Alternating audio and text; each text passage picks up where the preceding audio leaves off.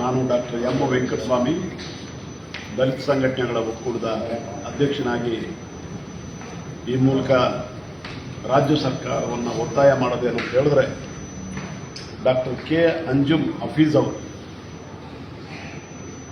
ಏನು ಈ ಹಿಂದಿನ ಇಲಾಖೆಯಲ್ಲಿರುವಾಗ ಸಮಾಜ ಕಲ್ಯಾಣ ಇಲಾಖೆಯ ಭಾಗವಾಗಿರ್ತಕ್ಕಂಥ ಇಂದಿರಾ ಗಾಂಧಿ ವೃತ್ತಿ ಅಭಿವೃದ್ಧಿ ಕೇಂದ್ರ ಏನಿದೆ, ಇಲ್ಲಿರೋವಾಗ ಮಾಡಿರ್ತಕ್ಕಂಥ ಅಕ್ರಮ ವ್ಯವಹಾರ ಏನಿದೆ ಅದನ್ನು ಕೇವಲ ಒಂದು ತನಿಖೆ ಮಾಡೋದಲ್ಲ, ಯಾವುದೋ ಒಂದು ನಮ್ಮ ಇಲಾಖೆ ಅಧಿಕಾರಿಯಿಂದ ತನಿಖೆ ಮಾಡೋದಲ್ಲ, ಅಥವಾ ಸರ್ಕಾರದ ಬೇರೆ ಬೇರೆ ತನಿಖಾ ಸಂಸ್ಥೆಗಳಿಂದ ಮಾಡೋದಲ್ಲ, ಕೇಂದ್ರ ಸರ್ಕಾರದ CBI ತನಿಖೆ ಆಗಬೇಕು ಅಂತೇಳಿ ನಾನು ಈ ಮೂಲಕ ಒತ್ತಾಯ ಮಾಡ್ತಾ ಇದ್ದೀನಿ. ಇದೊಂದು ದೊಡ್ಡ ಸ್ಕ್ಯಾಂಡಲ್, ಭಾಳ ದೊಡ್ಡ ಹಗರಣ ಇದೆ. ಅದರಲ್ಲಿ ಯಾರ್ಯಾರಿದ್ದಾರೆ ಏನೋ ಅಂತ ಗೊತ್ತಿಲ್ಲ. ಆದರೆ ಮೂಲ ಆರೋಪಿ ಬಂದು ಈ ಡಾಕ್ಟರ್ ಕೆ ಅಂಜುಮ್ ಹಫೀಜ್ ಅನ್ನೋರು ಏನು ರೇವತಿ ರಾಜ್ ಅವರು ಬಿಡುಗಡೆ ಮಾಡಿರ್ತಕ್ಕಂಥ ದಾಖಲೆಗಳೇನಿದೆ, ಆ ದಾಖಲೆಗಳು ಮತ್ತು ಸಾಕ್ಷಿಗಳ ಮೂಲಕ ಸಾಬೀತಾಗುತ್ತೆ.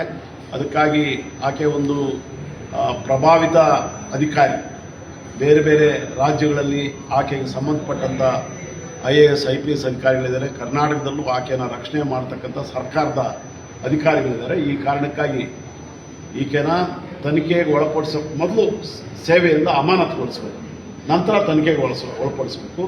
ರಾಜ್ಯ ಸರ್ಕಾರವನ್ನು, ವಿಶೇಷವಾಗಿ ಮುಖ್ಯಮಂತ್ರಿಯನ್ನು ಒತ್ತಾಯ ಮಾಡ್ತಾ ಇದ್ದೀವಿ. ವಾಲ್ಮೀಕಿ ಅಭಿವೃದ್ಧಿ ನಿಗಮ ಆಯಿತು, ಅಂಬೇಡ್ಕರ್ ಅಭಿವೃದ್ಧಿ ನಿಗಮ ಆಯಿತು, ಬೋವಿ ಅಭಿವೃದ್ಧಿ ನಿಗಮ ಆಯಿತು.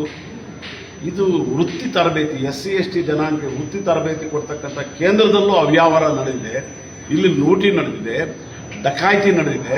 ಇದನ್ನು ಹೀಗೆ ಮುಚ್ಚಾಕ್ತಕ್ಕಂಥ ಸಾಧ್ಯತೆಗಳಿರೋದ್ರಿಂದ ಈ ಮಹಿಳೆ ಮೇಲೆ, ಈ ಅಧಿಕಾರಿ ಮೇಲೆ CBI ತನಿಖೆ ಆದೇಶ ಮಾಡಬೇಕು. ನಾವು ಆ ಸಂಬಂಧಪಟ್ಟಂಥ ಸರ್ಕಾರದ ಎಲ್ಲ ಏನು ವರಿಷ್ಠರಿಗೆ ಈಗಾಗಲೇ ಮನವಿ ಪತ್ರವನ್ನು ಅವರು ಕೊಟ್ಟಿದ್ದಾರೆ.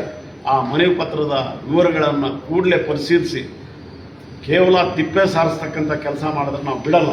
ದಲಿತ ಸಂಘಟನೆಗಳು ಕೂಡ, ದಲಿತ ಸಂಘಟನೆಗಳೆಲ್ಲರೂ ಕೂಡ ಇದರಲ್ಲಿ ಸಕ್ರಿಯವಾಗಿ ಹೋರಾಟ ಮಾಡೋದಕ್ಕೆ ನಿಂತಿದ್ದಾವೆ.